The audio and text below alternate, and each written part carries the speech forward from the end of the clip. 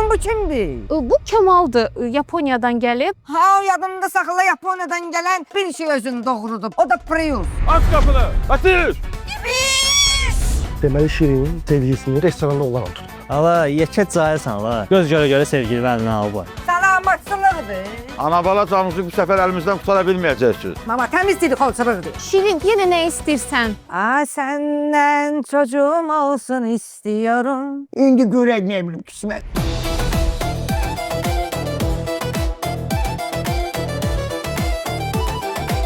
Mən futbol oynamıram ki. Kimsə mənə patkat ilə yıxılarım, sonra gələr əlini belə tutar qaldırar ki, Şirinə kömək elədim. Bax gələcək, hamı mənim sevgilimi biləcək. Hamı! Aha, bir dəqiqə deyən gör, nə olub, nə qışqırsan? Nə idi o xanımın işi?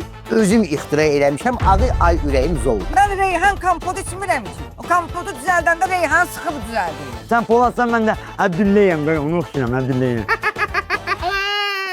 Mama, gördün də sənin oğlun nəyə qədimdir? Oktay, səndən boşanıram.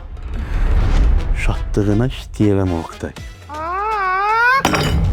Hələ sən tezlərmən.